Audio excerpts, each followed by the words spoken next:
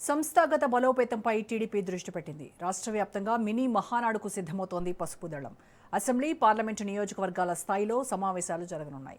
Party భవిష్యత్ కార్యాచరణ, ప్రభుత్వ పనితీరు, స్థానిక సమస్యలు, కార్యకర్తల అభిప్రాయాలను సమీకరించాలనే లక్ష్యంతో మినీ మహానాడు నిర్వహిస్తోంది టీడీపీ.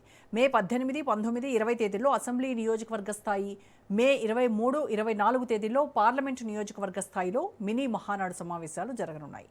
సూపర్ 6 హామీల అమలు, గ్రామ స్థాయిలో పార్టీ బలోపేతం, వచ్చే స్థానిక సంస్థల ఎన్నికల వ్యూహం వంటి అంశాలపై నాయకత్వం నుంచి స్పష్టమైన మార్గదర్శకాలు వెళ్లేటువంటి అవకాశం ఉంది. దీనికి సంబంధించి పూర్తి ఇన్ఫర్మేషన్ మా ప్రతినిధి సంతోష్ అమరావతి నుంచి లైవ్ ద్వారా అందిస్తారు.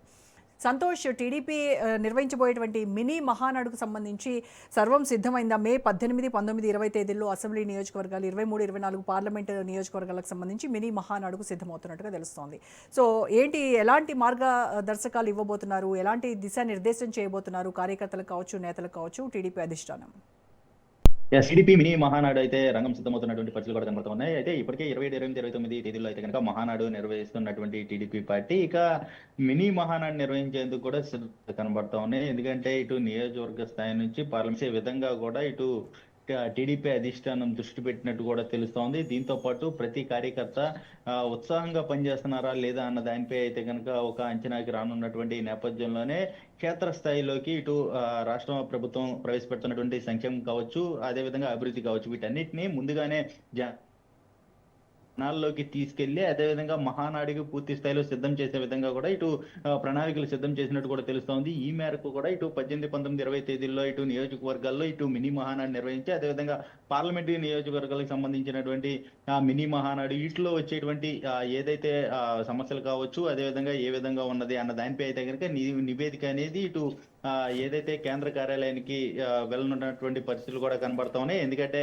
కేడరు ఉత్సాహంగా పనిచేసేందుకు ఈ యొక్క మినీ మహానాడు అనేది కూడా సిద్ధం చేస్తున్నటువంటి పరిస్థితులు కూడా కనబడతా ఉన్నాయి. గ్రామ స్థాయి నుంచి మండల స్థాయి నుంచి ఈ మహానాడు నిర్వహిస్తే పూర్తి స్థాయిలో ఏదైతే కూటమి ప్రభుత్వం ప్రవేశపెట్టినటువంటి అంశాలు కావచ్చు, అదేవిధంగా ప్రతిపక్షం చేస్తున్నటువంటి రాద్ధాంతం, అదేవిధంగా విష ప్రచారాన్ని అనేది ముందుగానే తిప్పికొట్టే యోచనలో అయితే కనుక టీడీపీ అధిష్టానం ఉన్నటువంటి పరిస్థితుల్లోనే ఇటు మినీ మహానాడు అనేది కూడా నిర్వహిస్తున్నటువంటి పరిస్థితులు కూడా కనబడతా ఉన్నాయి. ఇప్పటికే మహానాడు సంబంధించి కమిటీ అనేది ఏర్పాటు చేసినటువంటి టీడీపీ ఇక తాజాగా అయితే కనుక మినీ మహానాడు ఏర్పాటుకి అయితే గ్రౌండ్ లెవెల్లో సిద్ధమవుతున్నటువంటి పరిస్థితులు కూడా కనబడతా ఉన్నాయి. అంటే ఇటు ప్రతి నియోజకవర్గంలో వెళ్తే కనుక ఇటు జిల్లా ఇన్ఛార్జీలు కావచ్చు, అదేవిధంగా గ్రామ స్థాయి, మండల స్థాయి ఎవరైతే టీడీపీ పూర్తి స్థాయిలో పనిచేసే విధంగా కూడా ఈ యొక్క మినీ మహానాడు అయితే ఉండబోతున్నట్టు కూడా ఇటు టీడీపీ వర్గాలు అయితే భావిస్తున్నటువంటి పరిస్థితులు కూడా కనబడతా ఉన్నాయి. ఎందుకంటే అక్కడ వచ్చేటువంటి సమస్యలు ఏవైతే ఉంటాయో ముందుగానే తెలుసుకుంటే ఇటు కేంద్ర కార్యాలయాన్ని, టీడీపీ కేంద్ర కార్యాలయానికి అయితే చేరిన అనంతరం కూడా అక్కడ నారా లోకేష్ ఆధ్వర్యం కావచ్చు, మహానాడు కమిటీ కావచ్చు, వీటన్నిటిని కూడా పూర్తి స్థాయిలో పర్యవేక్షించి అధ్యయనం చేసి ఇక మహానాడులో తగినటువంటి హామీలతో పాటు ఏదైతే ఇప్పటికే సూపర్ 6 హామీలు ఇచ్చినటువంటి నేపథ్యంలోనే, హామీలు నెరవేర్చినటువంటి నేపథ్యంలోనే ఇక సూపర్ 6 పథకాల కంటే ఎక్కువగా కూటమి ప్రభుత్వం ప్రవేశపెట్టినటువంటి అంశాలు కావచ్చు, అదేవిధంగా కూటమి బలాన్ని క్షేత్రస్థాయిలో ఈ యొక్క మహానాడు వేదికగా వినియోగించుకునేలాగా, అదేవిధంగా ముందుగానే మినీ మహానాడు వినియోగించుకుంటే అందరూ కూటమితో ప్రతి ఒక్కరూ కలిసి వచ్చేలాగా ఒక సంకేతాలు అనేది వెళ్ళబోతాయంటూ కూడా ఇటు టీడీపీ అధిష్టానం అయితే భావిస్తున్నటువంటి పరిస్థితులు కూడా కనబడతా ఉన్నాయి. ఎందుకంటే ఇప్పటికే కూటమి ప్రభుత్వం అధికారంలోకి వచ్చిన అనంతరం 2 సంవత్సరాలు పూర్తి చేసుకుంటున్నటువంటి నేపథ్యంలోనే ఈ మహానాడు అనేది అంగరంగ వైభవంగా సక్సెస్ చేసేందుకు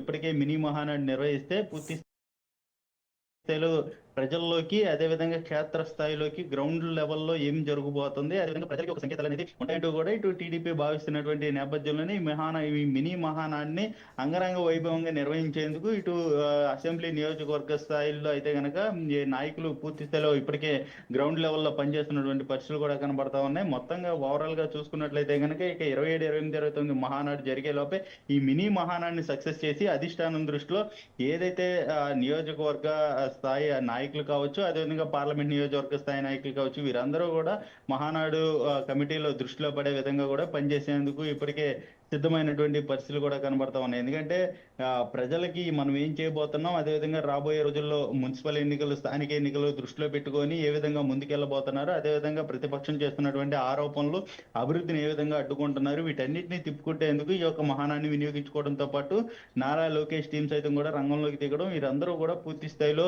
ఇటు టీడీపీని అదేవిధంగా కూటమిని బలపరిచి ముందుకు ఏ విధంగా తీసుకెళ్లాలి, అదేవిధంగా ఎందుకు తీసుకెళ్లబోతున్నారు, అదేవిధంగా ఇటు కేంద్రం నుంచి సహాయ సహకారాలు ఏ విధంగా వస్తున్నాయి, రాష్ట్రానికి సంబంధించినటువంటి అంశాలు ఇవన్నీ కూడా దృష్టిలో పెట్టుకొని ఈ యొక్క మహానాన్ని సక్సెస్ చేసేందుకు మినీ మహానాన్ని అనేది కూడా నిర్వహిస్తున్నటువంటి పరిస్థితులు అయితే నెలకొన్నాయని తెలుస్తోంది. సంతోష్, అయితే ఒక పక్క ప్రతిపక్షము వైసీపీ పోరుబాటకు సిద్ధమైంది. అక్కడ మొక్కజొన్న రైతులు కావచ్చు, గతంలో చూసాము మిర్చి రైతులకు అండగా నిలిచారు, మామిడి రైతులకు అండగా నిలిచారు. ఇప్పుడు మద్దతు ధర కోసం మొక్కజొన్న రైతులకు అండగా నిలవడానికి వైసీపీ కార్యాచరణ సిద్ధం చేసుకుంటా ఉంది. సో ఈ నేపథ్యంలో ఇప్పుడు జరగబోతున్నటువంటి మినీ మహానాడులో రైతు సమస్యలపై ఏమైనా టీడీపీ ప్రత్యేక దృష్టి సారించేటువంటి అవకాశం ఉందా?